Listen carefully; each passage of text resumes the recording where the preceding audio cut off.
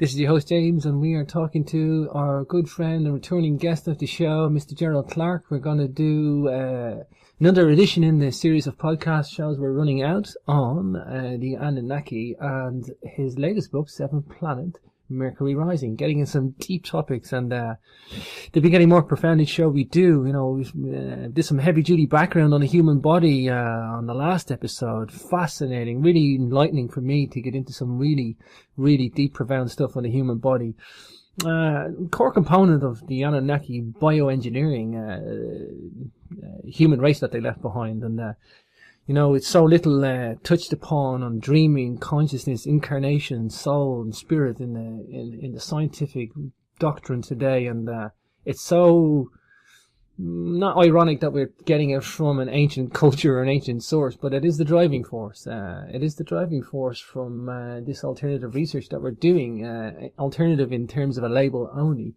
Of course, you can check out Gerald Clark on geraldclark77.com. Without further ado, let's not keep our guests waiting any longer. Hi, Gerald. Welcome back to the show.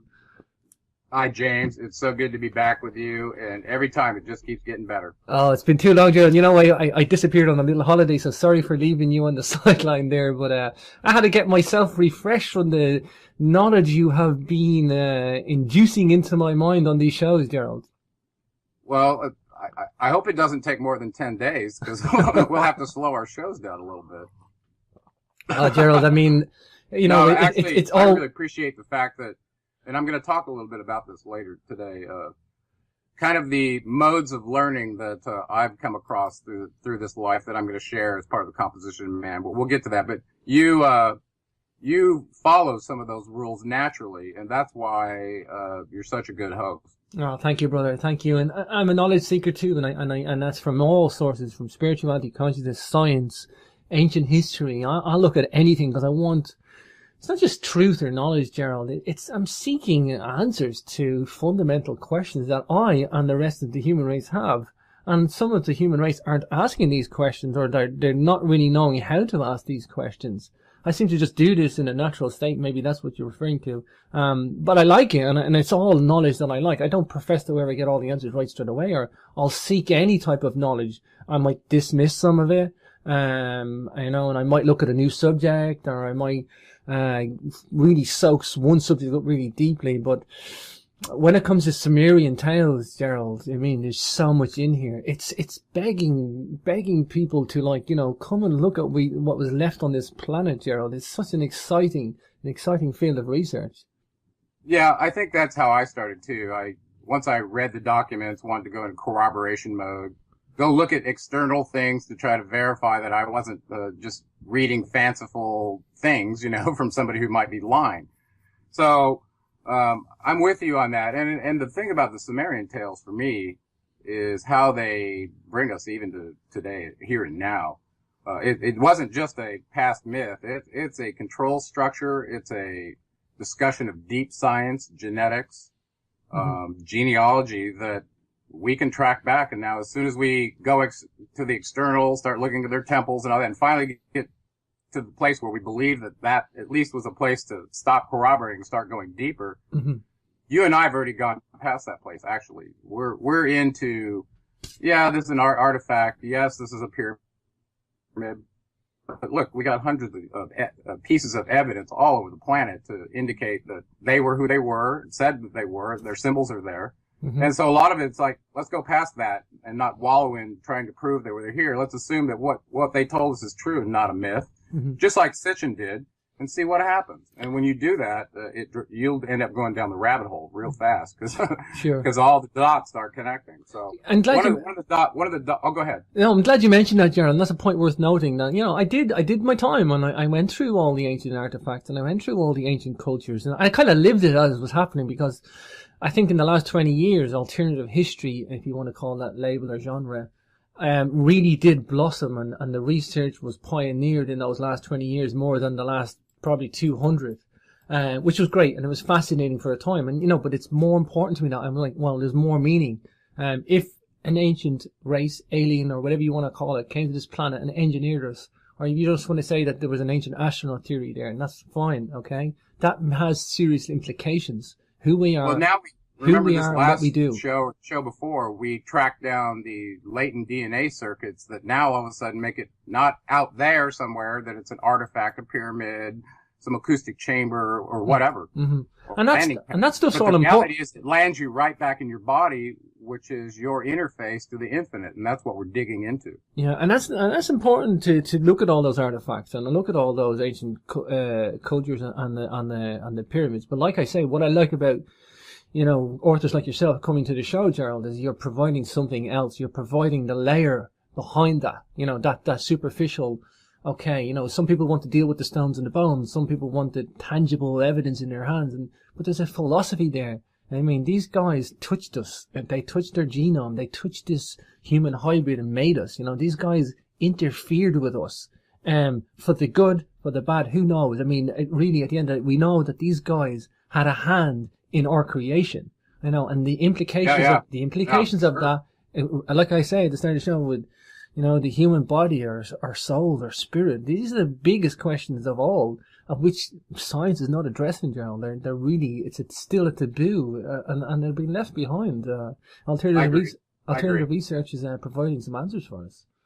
Well, one of those latent circuits that I was referring to was sensitive to symbols, and the other one was sensitive to archetypes.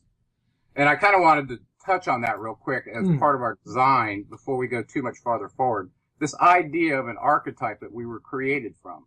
Well, we know in the Atrahasis tale that the archetype that we got our Naburian DNA from was Enki himself. Okay, but the energy that we got infused into our first avatar came from this being who was an Ajiji called Yahwehla. So which one?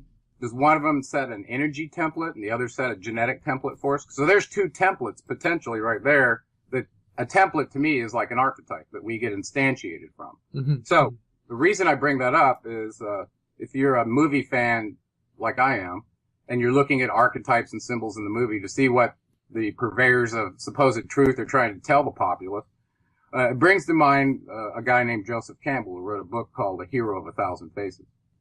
And the reason I bring that up, and I'm going to talk about that in chapter 12, I believe, in the book, is I believe that part of our design was that we were created to be heroes. We don't watch somebody that's drowning and worry about our life. We'll jump in there and save them, no matter what the risk is to our life. And compare and contrast that with a reptile that'll lay an egg, sit there, watch it hatch, and then watch a predator eat it right in front of them and not blink an eye.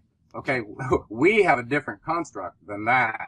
Yeah, is what I'm saying. Sure. So this hero archetype, and there seems to be a direct correlation to astrology in the sense that whatever zodiacal house establish a quasi archetype for you to carry out your life mission to wake up. Sure. And so operating through that archetype, we feel it, we know it, everybody knows it, and they're drawn to these movies that retell the archetypal story of the hero over and over. And as a matter of fact, it's been told so many times with so many characters and so many set designs that they finally quantized it and said, no, okay, it's going to be 120 pages. The first 30 pages are this, the middle pages. 1, 2, and 3. 60 pages are this. The last 30 pages have to do this. Act weighted, and it's standardized now in Hollywood. That's how ingrained we are in understanding and connecting with this archetype. Okay, sure. So I wanted to bring that up. I think it's endemic in our design, and recognizing that and facing your fears to become the hero that you're supposed to be and you were designed to be, I think is part of our awakening path. There's only fear and love, right? Well, fear is the one that you're from becoming. Sure. I did a show on with Dr. Carmen Bolter of the Pyramid Code, Ancient Egypt 5-part series, and before I did the show with her about a DVD documentary, Gerald, I took the notion to read her book, and her book was Angels and Archetypes, an evolutionary map of the feminine consciousness. And for some reason, I didn't. Here's the thing, though, Gerald. I didn't need to read that book to do the show on a DVD documentary, which was about ancient Egypt and ancient high technology and lost technology.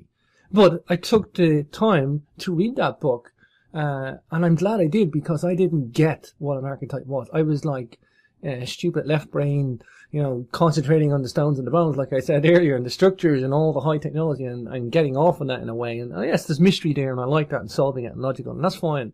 But I really didn't get what the archetype was until I did that. And I just felt motivated in myself to look at that archetype. I was drawn to it. And when I did, Gerald, I realized the power of what the archetypes are. We need to take back these archetypes. I mean, I think you're right. I think it's, in terms of taking it back, I think what, and I say that, Gerald, I say that because of what you said about them. I think we're being sold these archetypes, or maybe we're being given the hero archetype too much, or maybe there's a list of archetypes, Gerald, and there's all sorts of cultures have these archetypes, or archetypal figures in there. Even ancient Egypt has a lot of archetypes within their own culture, ancient Egypt. And I just think, not to take away from the hero archetype, I think that's incredibly important for altruistic behavior, don't get me wrong, Gerald. But I just think that some of these movies kind of brainwash us too much with focusing on one archetype. Or maybe going over the top, and losing the point of what the archetypes for and how important they are. Maybe we lose the importance of these archetypes going, the hero tale. Maybe we're just being, force fed it instead of naturally knowing it or naturally discovering it. Yeah, in the Mad Max movie Beyond the Thunderdome, Tina Turner sings a song, "We don't need another hero. We just want to know the way. We don't want to know the way home. All we want is blah, blah, blah." Okay, that's third line. But I want to challenge that. The idea that we don't need another hero, that's possible. But the reality is, what we want to know is the way home. So she messed up that song. If she'd have changed that and said, we just need to know the way home, it would have totally made sense to me. So the idea of this apocalyptic soldier archetype that's fighting through all the rat maze to get out, that's an archetype that's been overplayed. I totally agree. Yeah, and some of the feminine, that's why I brought up about the archetypes, because I was really out of touch. Not because I wasn't interested, I just literally didn't understand archetypes. And when I touched on some of the feminine archetypes, I realized the importance of that, and matriarchy and patriarchy, and the difference between them. And that was an incredibly important area of discovery for me, because that was outside this mystery genre, or outside the ancient technology genre and stuff like that. And I just found that, hey, something from an ancient culture is teaching me something fundamentally important about me and archetypes, and all archetypes, not just one. I said, well, if one or two archetypes can teach me about whether it's a mother goddess or a feminine goddess or a hero archetype. I mean, if archetypes can teach you something fundamentally good and positive and fundamental to your existence, I mean, this is incredible stuff, Gerald. Well, it gets better. You realize that the archetype Enki, who had his son Ningshita that gave us those latent circuits, he is the male and female archetype in the Egyptian law of continuous creation that got captured in the tarot cards. So the Magi card is male and female because he's both archetypes. Try that hat on. From an energetic standpoint, when you look at the Merkaba that we talked about last time, the male energy represents this tetrahedron that's coming down, pointing down, and the female energy is shown pointing up. Well, when those two merge together in the Merkaba, it shows them starting to spin just like the angular momentum we discussed at the 19.5 degree intersection of a plane in torsion field effect physics, right? Well, that same energy is in your body. So now all of a sudden, think about this, and I don't want to harp too much on it because it may not be reality for a lot of people, okay? But if you can find that's your opposite, a male and a female, and you bring them together and they activate their ball fields and bring those together in a Merkaba star tetrahedron, guess what that does when you're together? Now all of a sudden you join the male and the female archetype together and there's extreme power there, and it's always been known, but it's been hit. That's why the female matriarchy was so suppressed, I believe. And I believe the female matriarchy, listen, Thoth said he was his own energy plus Isis's energy. Well, Isis was a higher ranking maternal being and farther up the genealogy tree than he was. So somehow he's taken her energy as the creator mother that worked with Enki, incorporated that energy himself, and made him the portal for all archetypes, male and female, to ascend. That's astounding to me. Do you think there are groups or people out there, without nominating too many of the clandestine, surreptitious groups, but do you think that they would use these archetypes against humanity to manipulate, control, or twist or shift ourselves towards the wrong direction, or confusion, or stuff like that? Yeah. Well, it's called namesake smearing, and it's happening in the headlines right now. Let me give you just one example. I could come up with many. Let's think about the word Isis, what I just told you, as being Ninhartsog, the mother goddess. Mm-hmm. Now, imagine trying to smear her by affiliating her with the most barbaristic, inhumanity to man ever seen on camera that's going on in the Middle East right now under the same group funded by you-know-who. What kind of smear campaign is that against her? Yeah, and she's mother of mankind, essentially, and her name is being smeared as with some barbaristic acronym death squad. Okay, so now check this out. In that same region, pardon me, let me clear my throat. Yeah, the acronym in that same region, there was another female that was trying to take over her namesake and her planet, and that was one of the Enlilites, Inanna.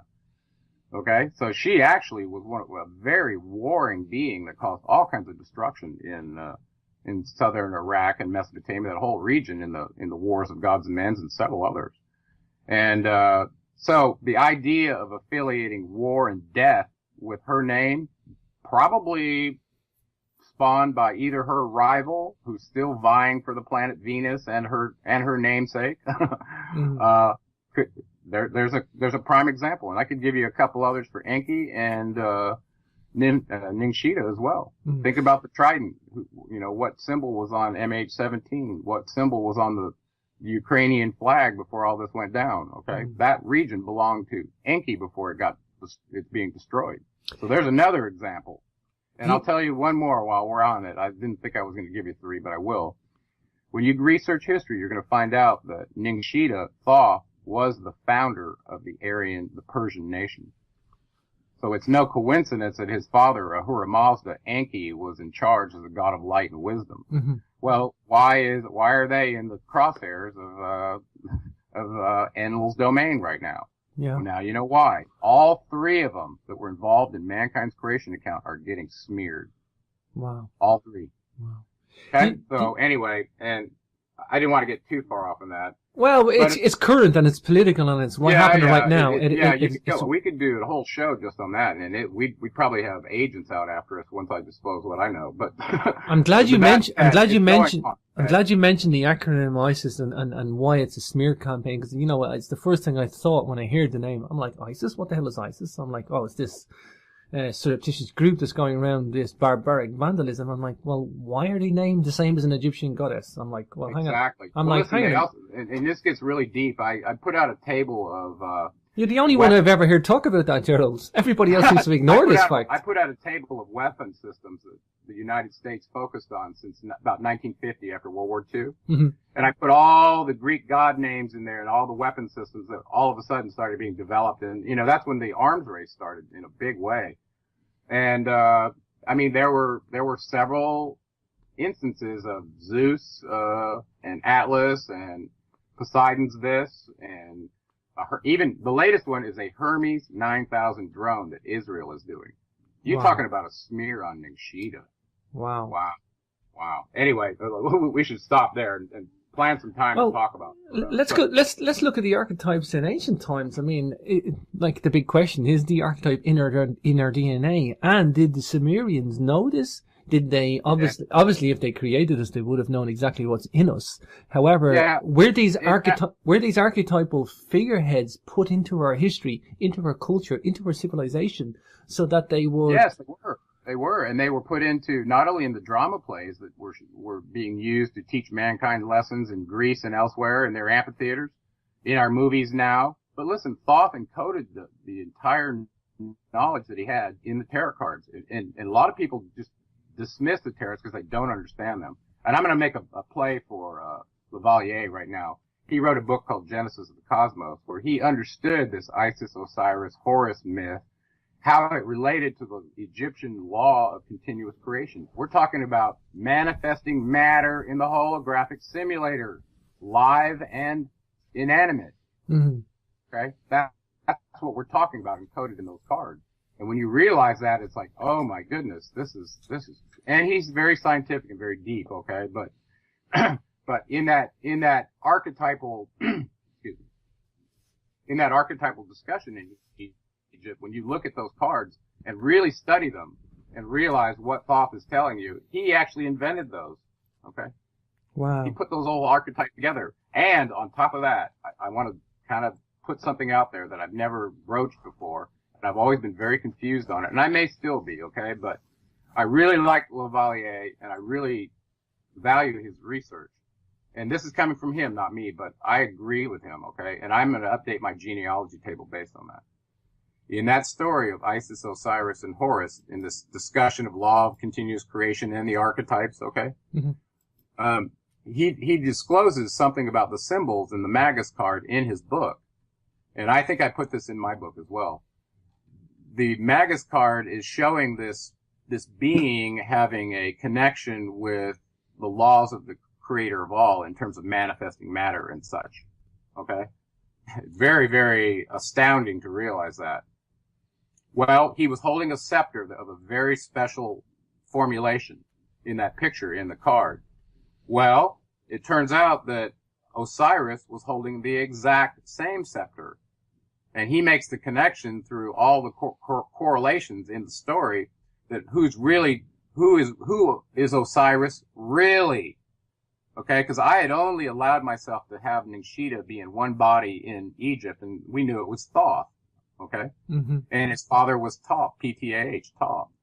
Well, all of a sudden, I'm seeing this Magus card describing this law of continuous creation, realizing the Magus card has an infinity symbol, the Aurora Borealis, that represents the snake eating its tail, where it's shedding its skin, reincarnating in a new body, over and over and over. Well, that's what he told you in the Emerald Tablets. We're going to get to that. Sure. So all of a sudden, I realized that Osiris was none other than Thoth. And then it made sense to me, because Isis was the energy that he took on in his archetype. Remember, I told you he was a hermaphrodite mm-hmm. in terms of that energy. Okay, maybe more. I don't understand, but we know in the human body, just to make this real for humans, if you fuse the male and female energy, it seems to cause somehow, some way, a functioning across the corpus callosum that joins both sides of the cerebellum, and you begin to operate mentally, emotionally, everything according to the way you were designed. And that doesn't happen until that hemi-sync happens with mm-hmm. humans.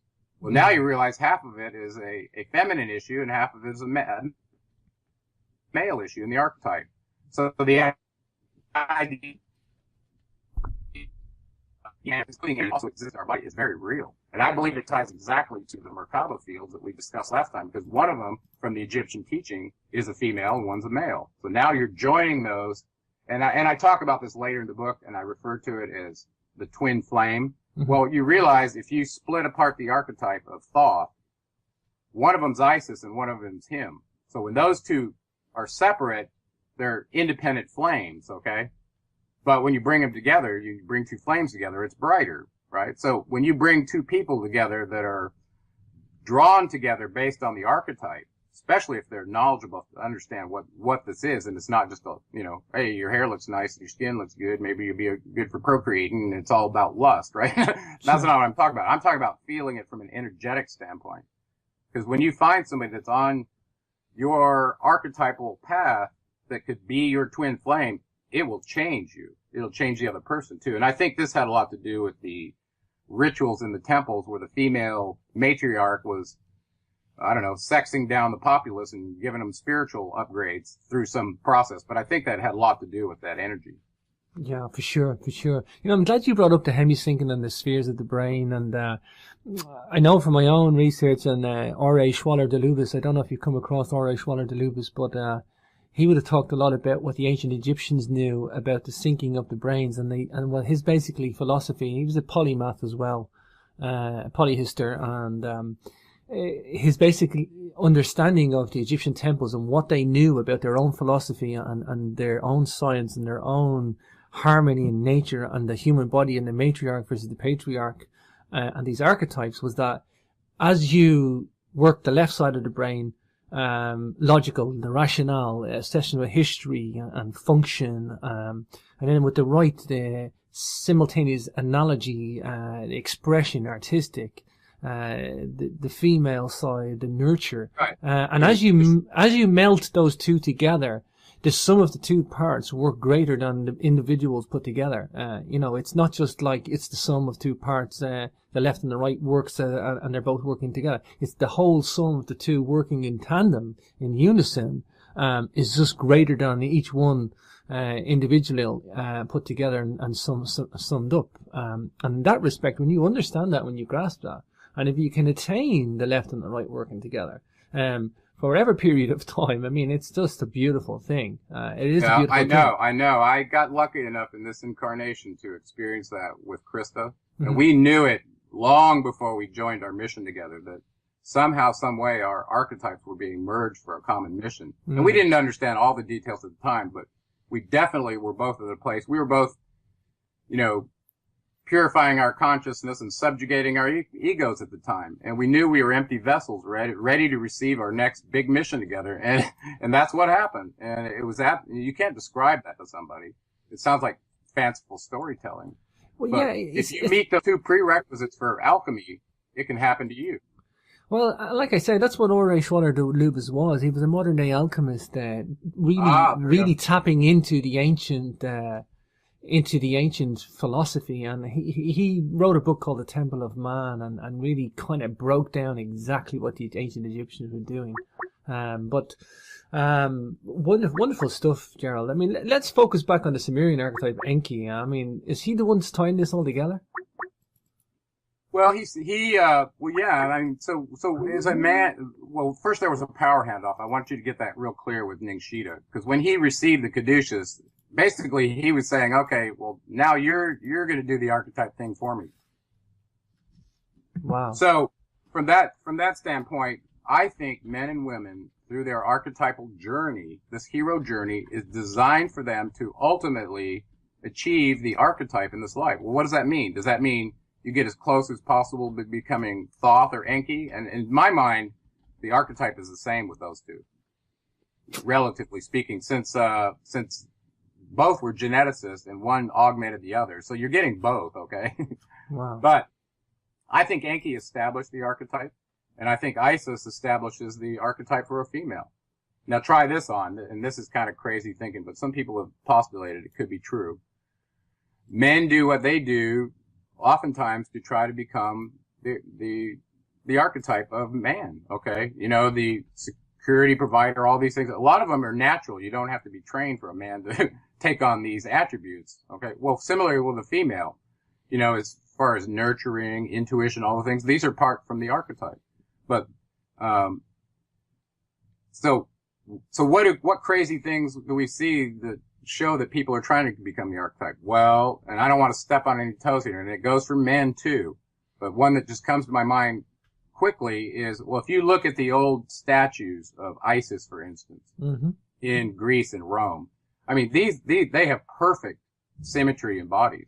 Now, whether they just portrayed themselves that way or they were truly manifesting the archetype, I think they were truly manifesting the genetic and physical archetypes that are available as an avatar in this dimension, okay? So on the front of my book, I show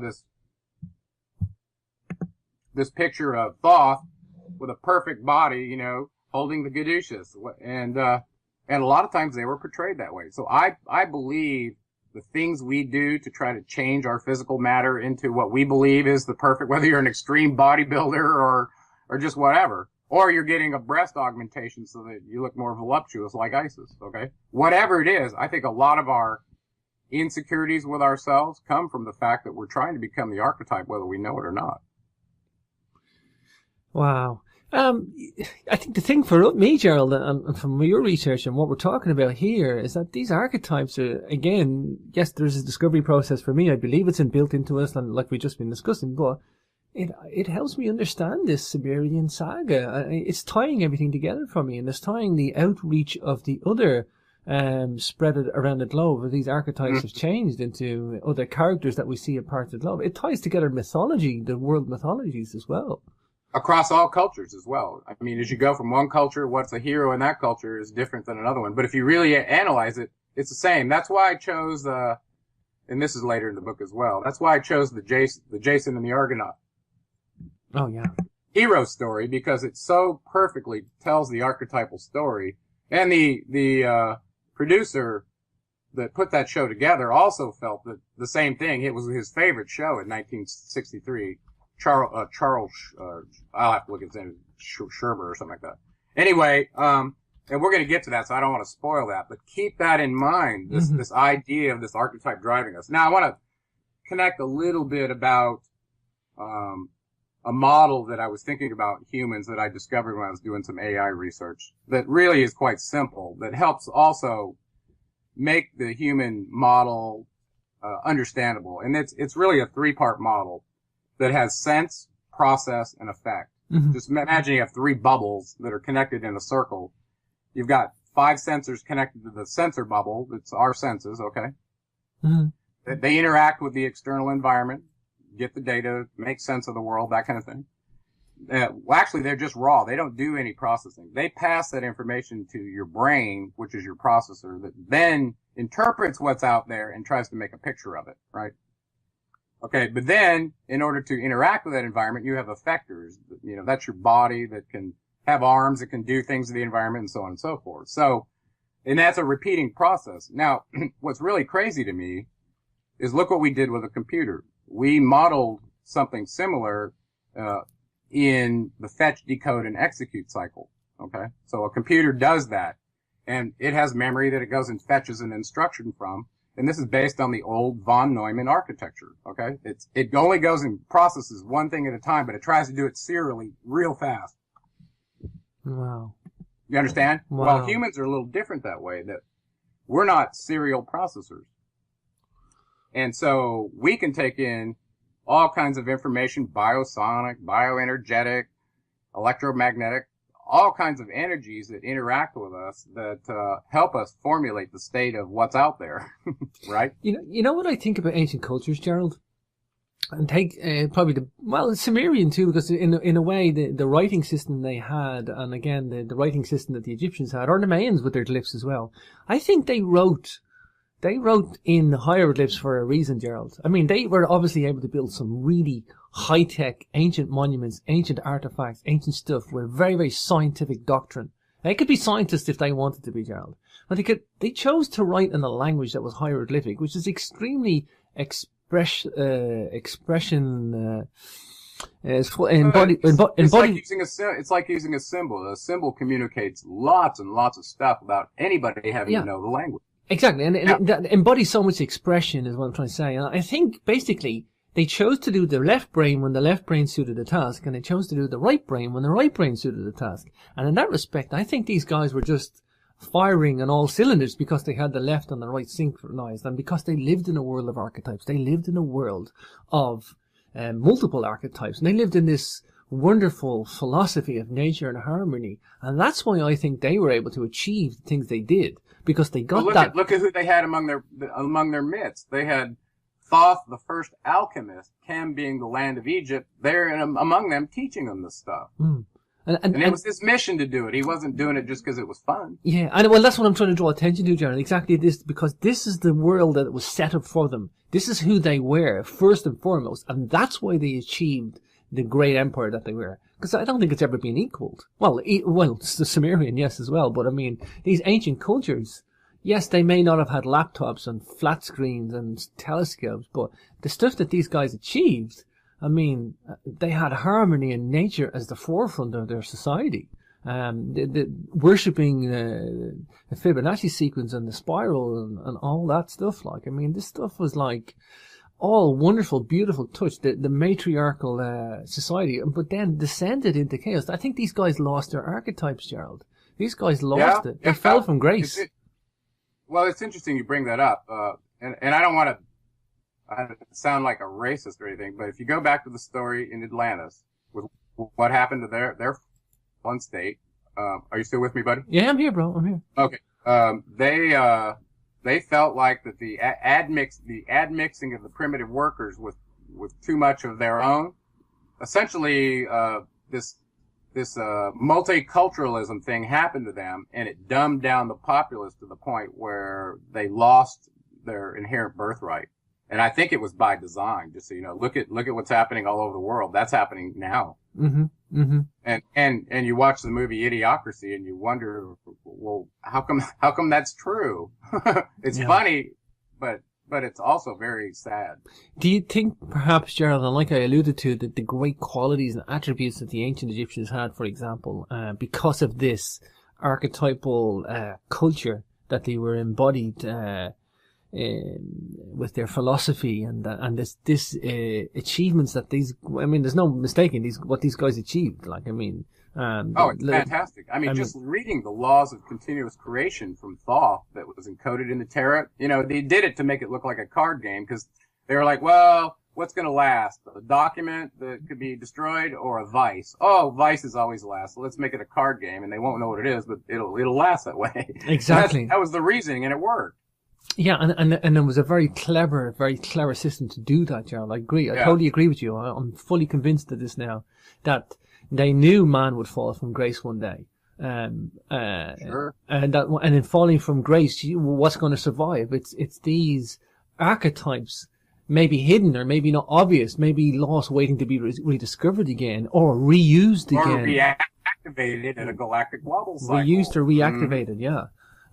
Do you that's think what's happening now, I believe? Do you think at the peak of this, let's say we go back to that stage, Gerald, do you think we have the ability then for high consciousness, telepathy, all this wonderful, psychic abilities or anything like that, Gerald? Do you think that's what we can achieve back to as a result of this archetypal culture?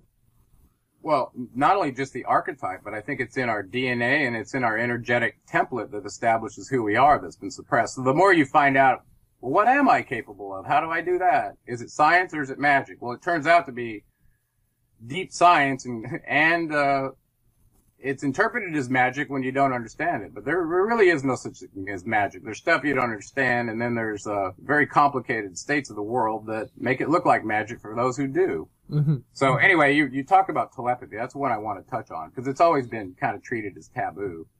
But you remember in the last several discussions, I talked about this idea of a human antenna that came from my equation 5A.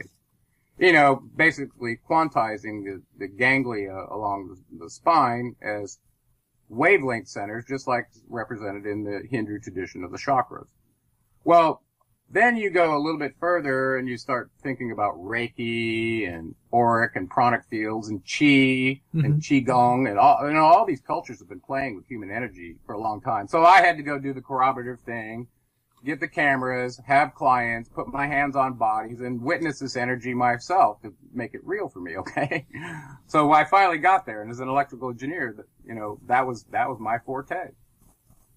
So from that human antenna model, I made up another term through this process of, analyzing our ability to receive energy through the electromagnetic spectrum, also from light and various sources, and the various organs in our body that are sensitive to that.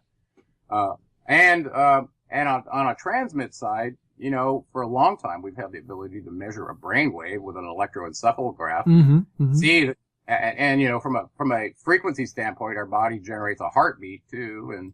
And it turns out that there are other communication modalities in the body that even include almost a chemical wave and how the fascia communicates all across the body simultaneously. And it's what allows you to perceive what the three-dimensional state of your body is in the simulator, using gravity as your awareness at the center point, your pelvis, and then the occiputs that have extreme sensors on the back of your head to sense that point in your pelvis in order to get you to be able to be vertical, erect, or even know what your state is in 3D. That's all done through the fascia. It's amazing. Okay.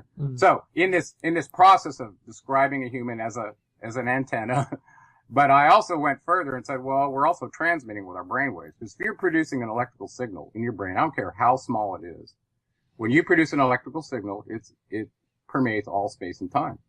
Now, you may not be able to read it from a mile away, but if you had a high gain amplifier that was pointed at it, you could receive it, okay? Mm-hmm. As a matter of fact, I bought these resonant field imaging meters, which was nothing more than a high gain antenna that was handheld, or a receiver that was handheld with a special antenna. And I went and measured these all over the human body, and I filled in some little charts and converted them to wavelength and looked at the colors, you know, and all that kind of stuff. I did this for years. So the idea that we're a transmitter and a receiver led me to this term that wasn't meant to be derogatory, but it's kind of fun. You remember it. I call us meat modems. You're a meat modem, and so am I. Actually, you're a meat modem that can essentially be an avatar that can take on various energies at your chakra levels that we call consciousness levels, right? So the more of those that you own, the more that you're going to be doing your will. The less of your chakras that are active and open and under your control, the more you're going to be doing some other entity's will, either dark or light. It's up to you. I like the idea, or the philosophy, or the terminology, I should say, of the meat modem. Great use of assonance and alliteration, Gerald. Well, there's a couple of special things as an electrical engineer I noted in the bone structure of a human. And the reason I went back to this is after reading the Emerald Tablets again, and we talked about this the last time, this subtle akasa energy that Thoth describes flowing through your bones. Well, now all of a sudden the idea of a human antenna means a lot more to me, okay? So what are you talking about? Energy flowing through the bones. Well, now you're looking at the rib cage sticking out like antenna fins, okay? You've got the pelvis that's attached to your central conductor, whose center of gravity falls in the soft tissue of the pelvic bowl, okay? And while I'm on that topic, before I lose my thought, another thing that happens, relative to wavelength. Now, wavelength is a distance measurement. It's the distance between the peak of two waves. Okay? Now, imagine you were to change the distance or the spacing between two chakras. I don't know, put somebody on a stretching device and put them on, start cranking the wheel, and all of a sudden their back gains like 3% of length, larger than it was. Well, all the vertebrae gets stretched apart, right? Jason, Gerald, I pause you there. You haven't seen the torture equipment in the Tower of London. That's probably not a good analogy, but what I want you to understand, get the idea. I kid you not, Gerald. In the Tower of London, we have those very devices from the 12th centuries on exhibit for people to go and look at. Oh my God. Well, I didn't mean to go there to the dungeon. The idea was if you change the spacing between two chakras, however you do that, and I'll tell you right now, the way you do that is through structural integration. Because what happens is this space between your vertebrae, if they come into contact, they can end up fusing together. But in between them are these little sacs that are supposed to be full of synovial fluid that make them fluid so that they float across each other. Well, with time and an ignorance of gravity, that gets eradicated in most humans. Okay, their spine doesn't move like a ball on the end of a chain, like you see those snake toys in the store, right? That's how your spine is supposed to be able to move. So so the idea of the spacing between your ganglia changes the wavelength of the energy that's flowing in there. That's what I'm trying to get you to understand. So all of a sudden, if you get compressed in the gravity field, the spacing between your chakras may not be correct. So that even when a couple of them come on, the ones above them may not exhibit the superposition of the joining of this energy unless all of them have synovial fluid and it's moving correctly. You understand what I'm saying? Sure. Gerald, okay, sorry. That's why I wanted to talk about that relative to structural integration, because it does change the wavelength spacing between because most clients get a little bit taller when they integrate with gravity. It's a crazy thing. Anyway, but back to the human body and the pelvis.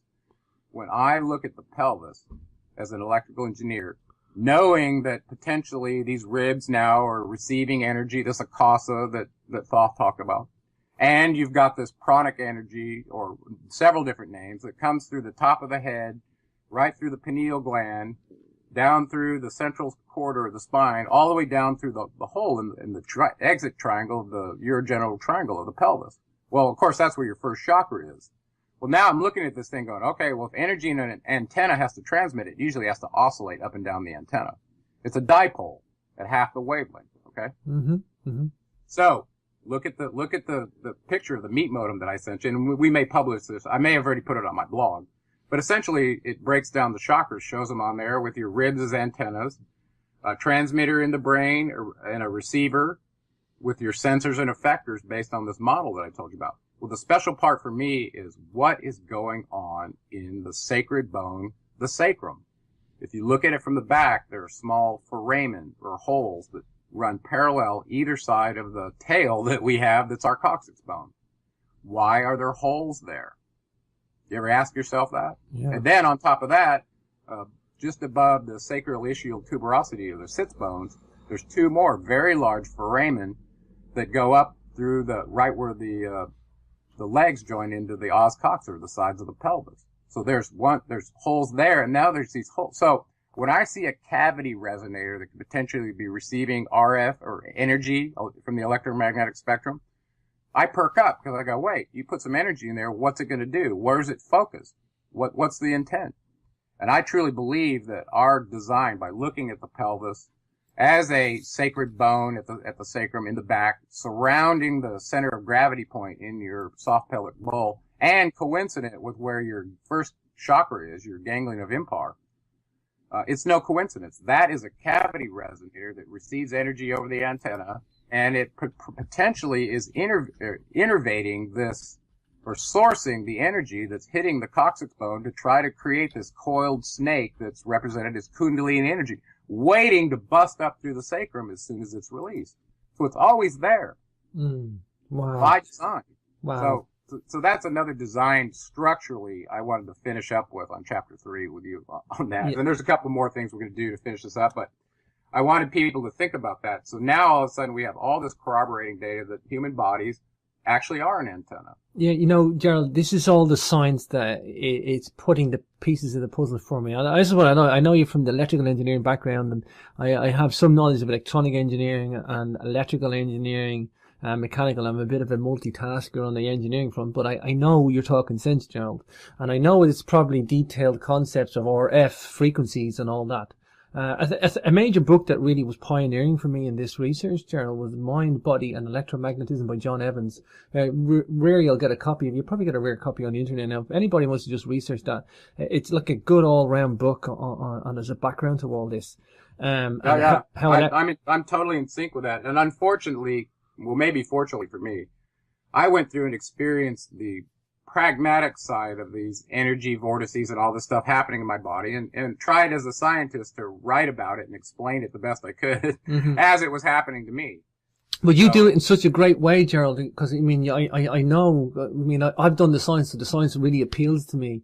But in your work, you have articulated with diagrams, and you've articulated really well in the book, Seven Planet Mercury Rising and Annunaki Origins.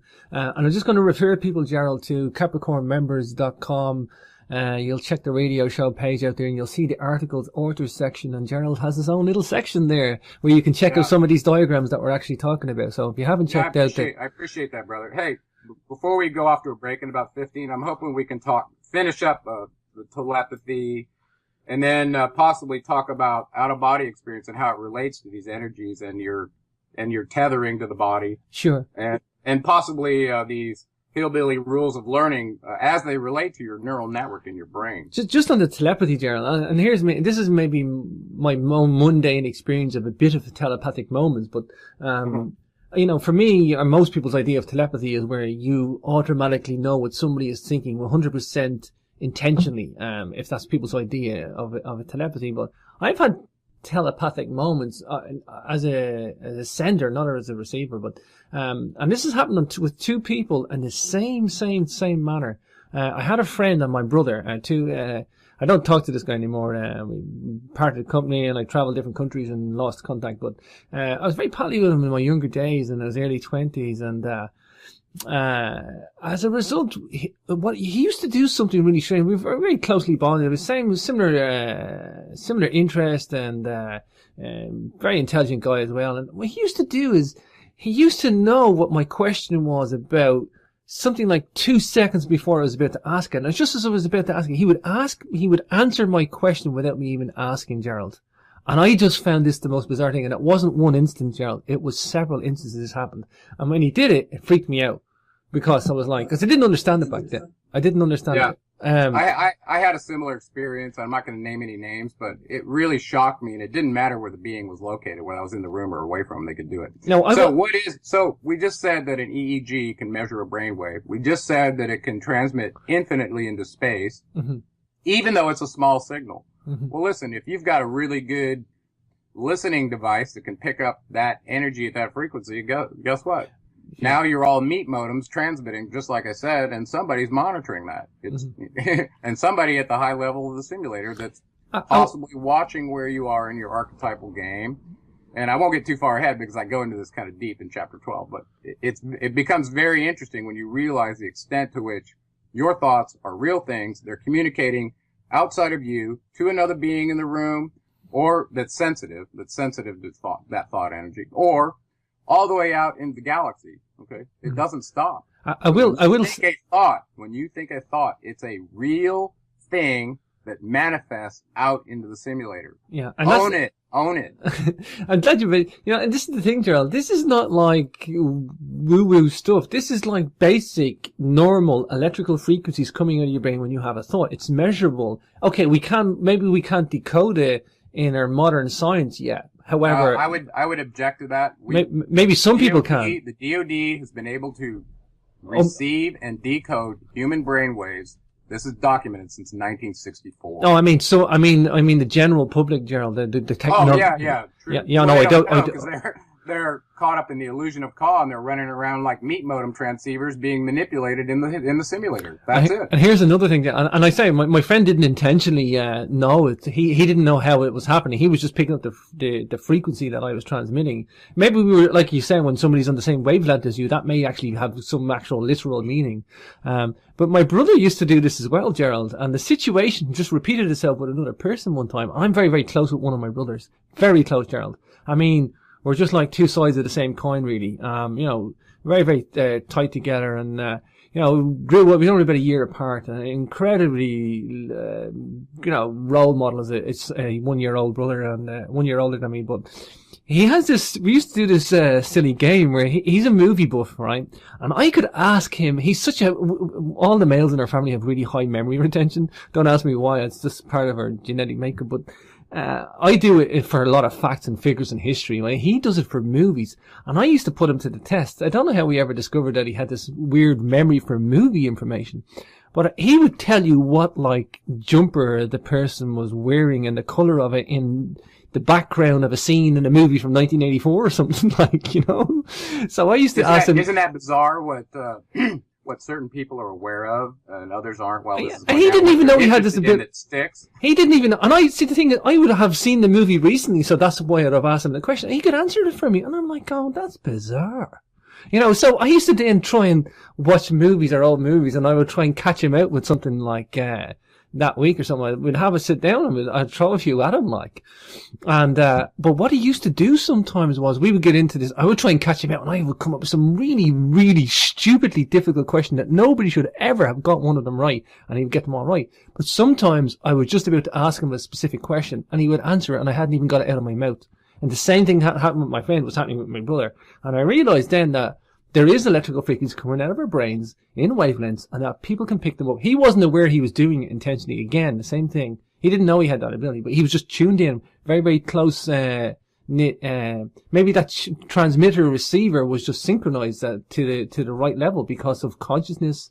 Well, maybe he was transmitting a higher signal because of his consciousness level, and you were able to receive it. Yeah, and vice versa. It's just a perfect tuning coupling system. Yeah, well, I think it's our normal state if we want it to be, and I think you can turn it off when you don't want somebody to snoop on your thoughts. I think that's where the Merkaba comes in, because it basically builds an energetic field around you, just like planets do in the Van Allen belt. We can talk. We mentioned that last time, but it's very beneficial. Let's go left field here, Gerald. Let's talk about the damage that Wi-Fi frequencies and electrical frequencies are doing to us. Is this really affecting the human race dramatically that we don't have this ability, or is it doing more damage to us other than more serious now? But maybe just in terms of a telepathic sense. Well, or a knowing? let me just start out from this. In the law of conservation of energy, if you have any energy in the electromagnetic spectrum and it comes in contact with something, excuse me, and some of that energy is transferred, then you could have a problem. Okay, so for instance, we know that 2.4 gigahertz in a microwave will boil water just by agitating the molecules. Okay, because there's a wavelength interaction with the molecules and the wavelength of the transmitted signal.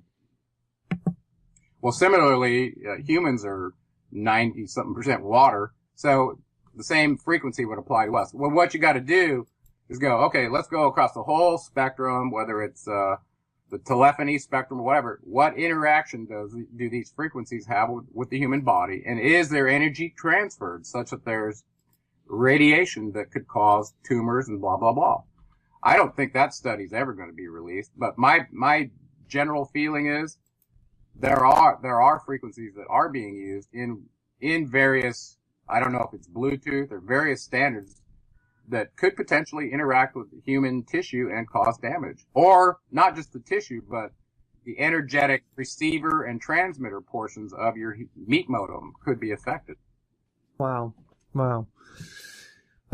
Intense stuff again, Gerald. Here we go. Intense stuff again. But and I didn't want to go on about my mundane experiences with my brothers and so, but it was impertinent to, I have that in a personal sense. It's not scientific. It's not provable. It happened to me. But I wanted people to understand that you can tune into people. I mean, in a literal sense or in a general sense. I mean, you can be on the same wavelength as somebody, quite literally.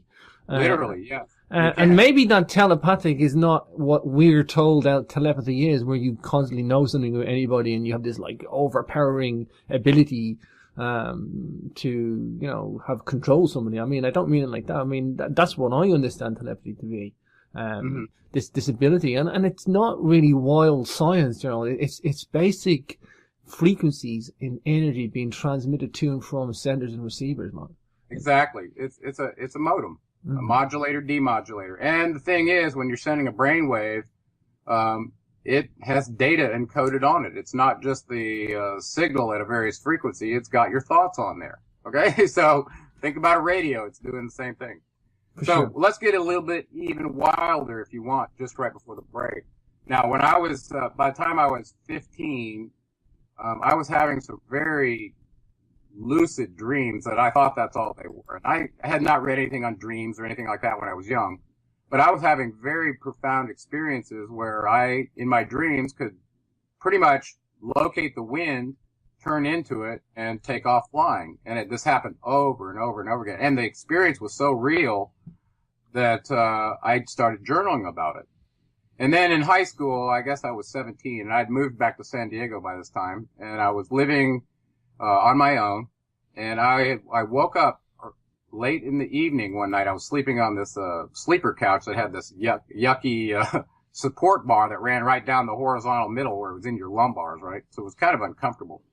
But anyway, I had another one of these experiences where I was out of my body, and and a lot of times I could see myself still on the bed, but I'd still go do whatever I do. And at points in my path, I actually did the corroborating thing like what you suggested. I tried moving a material object in the room. I tried contacting or pinching someone else remotely or whatever, just to make this differentiation between a dream and an out-of-body state real. Well, I really didn't know at this time, and I wrote this in my journal.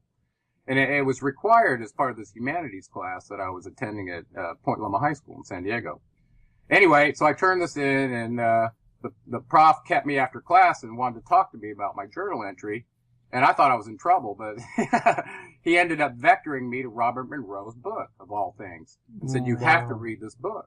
Wow. And I did, and it absolutely changed my life because I was very confused about what was happening to me. And I knew it wasn't a normal dream state. And through his book and just a little practice, which I actually gave some of the steps in this chapter later, okay, he described how the out-of-body experience happens to people. And it turns out to have a lot to do with your human meat modem design and what your brainwave frequency is. It seems like they were going, and this is what happened to me. You're talking about the 27 hertz here, Gerald, yeah? Well, there's a state between going to sleep with your body and your mind that they call the borderland dream state.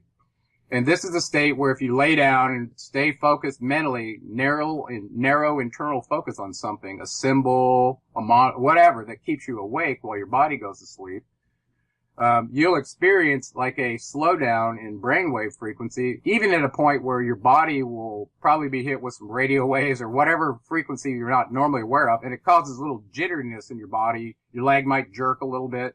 Well, if you stay with that, just beyond that, there's a place, and I believe it's in the alpha state of your brain, which is about 7.8 hertz, okay? Right around that place, if you were able to stay awake there and let your body go to sleep, I believe that is a precondition for having an out-of-body experience. And Robert Monroe details this in his book. So here I was, a 17-year-old, reading his book, going, wow, that's what's happening to me? And I went right to the section of, well, how do I repeat that? Because I want more control over it. I want to be more aware of what I'm doing when I'm out of my body, because apparently anything you think at that point will occur. Time, place, or manner. Or person, place, or thing. I'm sorry. As an electrical engineer, Gerald, that obviously came much later in university years. Did you have that understanding of frequencies from a young age and get into electrical engineering because of that, or did that run simultaneously, or did you focus on electrical frequencies whilst doing that more specifically, or what way did that happen for you, Gerald? Well, no one has ever asked me that before, but I now see, looking back, because of my exposure to Robert Monroe, and I actually learned his method while I was 17. I studied it, and I was able to do it on command up until the time I was 25. Anytime I wanted to have an out-of-body experience, I could do it. Wow. And really, it was down to, well, what's the point? I really didn't understand my spiritual path well enough to integrate what was happening with me. But it was so profound, the idea of life after death, energy existing outside your body. Mm-hmm. It was a given for me. There was never any question in my mind. I experienced it firsthand. Sure. And I played with it for many, many years, okay? So, and Robert Monroe did as well, if you read his book. He wrote 3 books on it and actually set up an institute called the Monroe Institute, where he now scientifically will hook people up to apparatus, fully controlled, in a room, monitored with scientific instruments to facilitate that experience for people. It's amazing. Yeah, if anybody hasn't checked out the Monroe Institute, you can do so online. It's a great institute, to doing some really interesting pioneering research, Gerald. He's one of my heroes, and he was, it happened to him. It wasn't something he was trying to make happen. And he went through the same process I did trying to explain it, but he went much further than I ever did. It turns out full circle that you get back to the Emerald Tablets, and one of the things that he does to get you to understand this material simulator is to differentiate between energy and matter, and what better place to do that than right in your body? And when you have an experience like this, you definitely realize there's a differentiation, and that this avatar body you have is just here for a ride, and it's not who you are. It's your effector, okay, in that 3-part model I talked about: sense, process, and effect.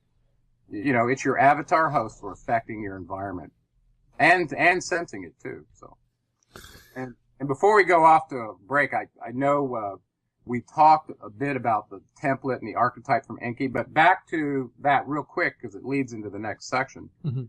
As part of the design of man, we realized that Enki pulled some sort of, reverse exorcism with this Yahwehla who was sacrificed, and then all these rites were done, and then this heartbeat was instantiated in the adapa to be heard forever.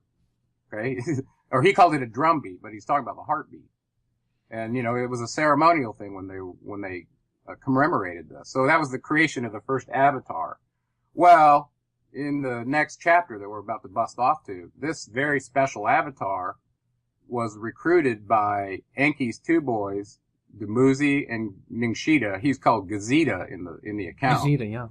Yeah, to take this new avatar and go explain what the design constraints are, what the intentions were, to the highest ranking member on the council, who was Anu back on Nibiru. So this whole next tale that was from Stephanie Dalley's book, The Myths of Mesopotamia, describes this really interesting account, and it has a lot to do with not so much the composition of man, but also about our design constraints. And I'm hoping that finishes off this area before we bust off into this really deep knowledge, like it hasn't been deep enough already. Yeah, well, we're going to get into the adapa tale after the second half of the show for sure, Gerald. And yeah. We're going to get into all these players. We'll recap on them as well. Gazeta, Dumuzi, Adapa, Enki, and Anu. And we'll do some justice there. I think I actually downloaded that book. I downloaded some Sumerian books while I was in Malta, Gerald. Did you? The Myths of Mesopotamia is the one I downloaded, believe it or not. Oh, did you? Yeah. Well, I'm sure there are other. Now, I have to say, they did a great job putting together 3 of the seminal myths, right? They're not myths, for mankind. And she ordered them in a way that I thought was very interesting in the book. Okay. There was the Atrahasis, the Enuma Elish, and the Epic of Gilgamesh. I don't know how many times I've said those 3 documents on the air over radio. Yeah. And if people could just read those 3 and connect who the players were to what was done, there'd be everybody'd be on the same creation account, okay? There wouldn't be any mystery, but we just have to keep doing it and keep putting it out there until people finally realize this is the truth. It was not a myth. Yeah, so, for sure. Well, Jared, listen, we'll go to break and we'll pause it there, and we're going to come back and we're going to get into the players, the Gazeta, Dumuzi, Adapa, Enki, and Anu, and what this all means, and evolve it back into the Sumerian saga, and we'll get into some wonderful philosophy after the first. It also ties into the hero archetype and how we're designed, and you'll see that all through the book, because I'm taking the reader by the hand, walking them through some very deep stuff, but my whole intention is through the perspective of their consciousness coach thought, that they ultimately end up at the end of this book with a methodology for exiting the hologram if they want to. Sure. It's up to you. Yeah, just again, we'll go to break, Gerald, but I mean, for the listeners, Seventh Planet Mercury Rising, this is a book that you could keep reading for several years before you could soak up and take all the information in. You can accelerate that by listening with the audiobook simultaneously, because they're very powerful together. Think about your ears and your eyes getting the message at the same time. It kind of speeds up the soaking in process. And we didn't get to talk about the hillbilly rules of learning. I want to do that right before we do the adapa tale.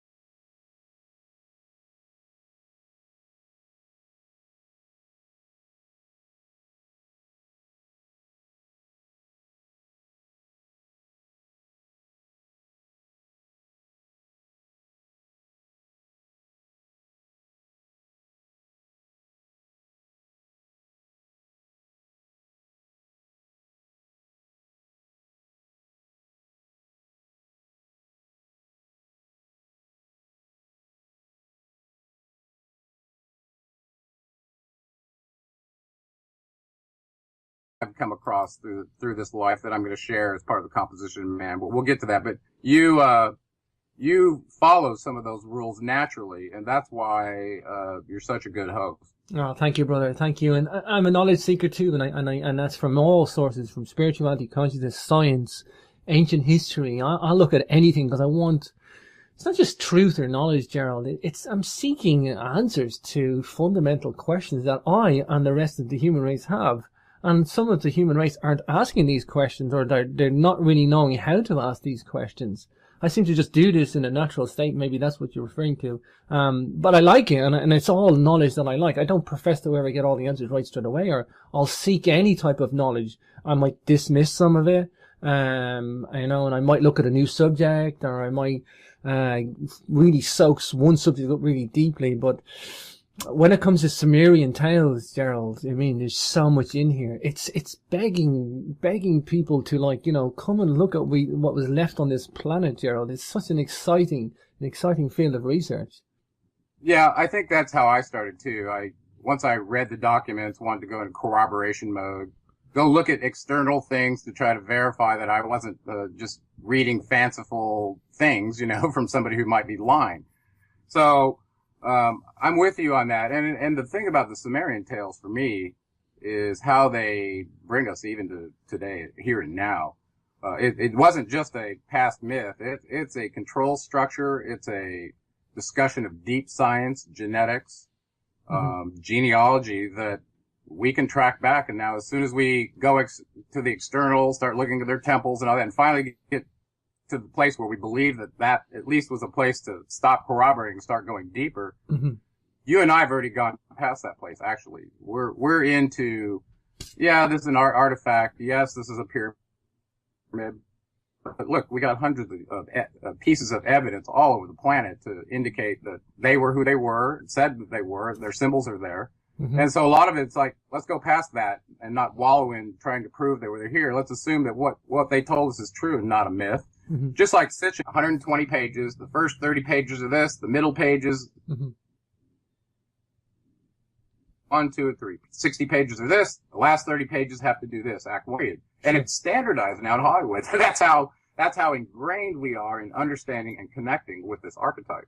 Okay, so I wanted to bring that up. I think it's endemic in our design, and recognizing that and facing your fears to become the hero that you're supposed to be and you were designed to be, I think is part of our awakening path. There's only fear and love, right? Well, fear is the one that you're from becoming.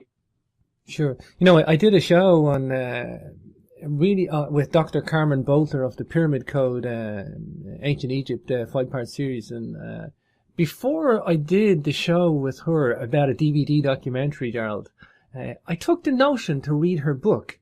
And her book was Angels and Archetypes, an evolutionary map of the feminine consciousness.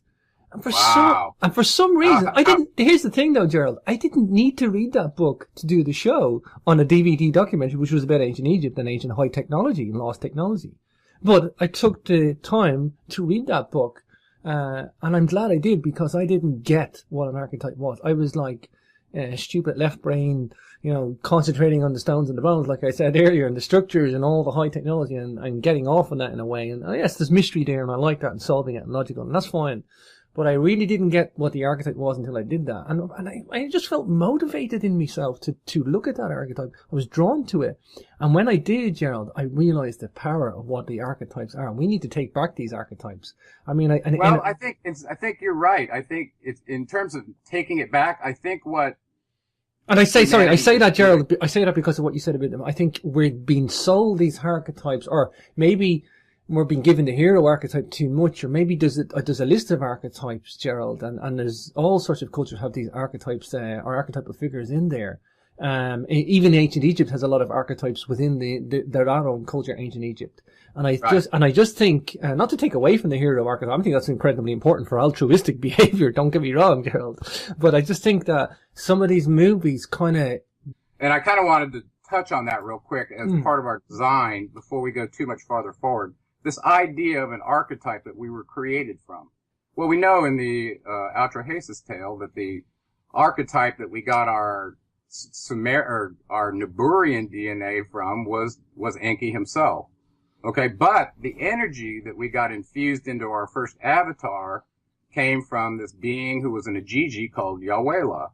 So which one?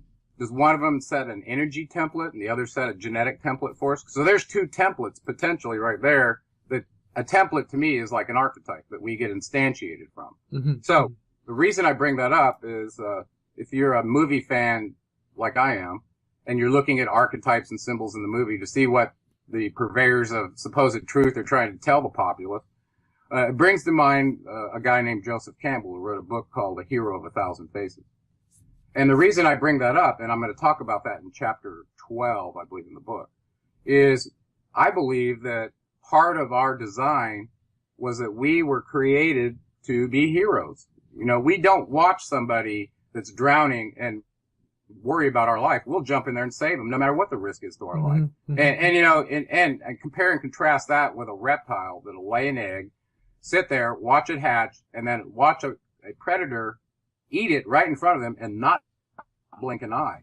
Okay, we have a different construct than that. Yeah. Is what I'm saying. Sure. So this hero archetype, and there seems to be a direct correlation to astrology in the sense that whatever zodiacal house establish a quasi archetype for you to carry out your life mission to wake up. Sure. And so operating through that archetype, we feel it, we know it, everybody knows it. And they're drawn to these movies that that retell the archetypal story of the hero over and over. And as a matter of fact, it's been told so many times with so many characters and so many set designs that they finally quantized it and said, no, okay, it's going to be did, and see what happens. And when you do that, you'll end up going down the rabbit hole real fast because all the dots start connecting. So I'm glad oh, go ahead. No, I'm glad you mentioned that, Gerald. And that's a point worth noting. That I did my time, and I went through all the ancient artifacts, and I went through all the ancient cultures, and I kind of lived it as it was happening, because I think in the last 20 years, alternative history, if you want to call that label or genre, really did blossom, and the research was pioneered in those last 20 years more than the last probably 200, which was great, and it was fascinating for a time. And but it's more important to me now. I'm like, well, there's more meaning.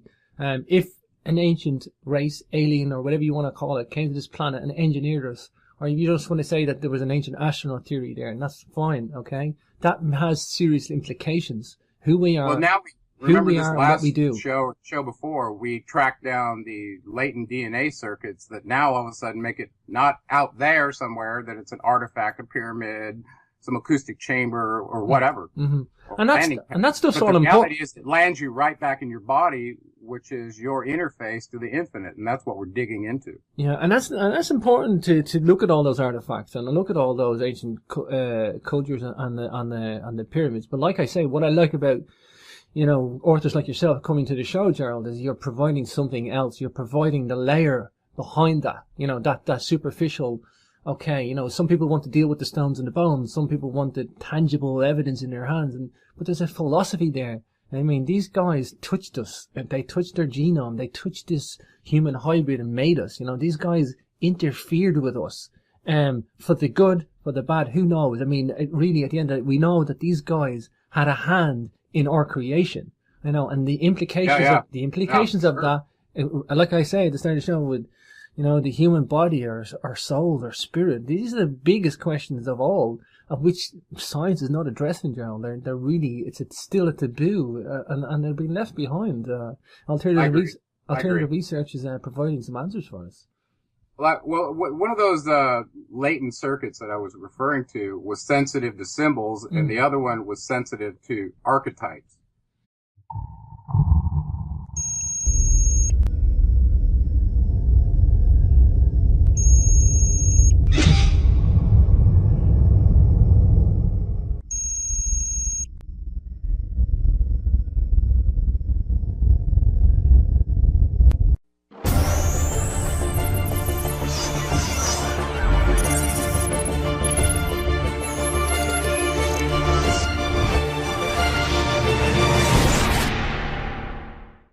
This is your host, James, and we are talking to our good friend and returning guest of the show, Mr. Gerald Clark. We're going to do another edition in the series of podcast shows we're running out on the Anunnaki and his latest book, Seventh Planet, Mercury Rising, getting in some deep topics, and they'll be getting more profound each show we do. We did some heavy duty background on the human body on the last episode. Fascinating, really enlightening for me to get into some really, really deep, profound stuff on the human body.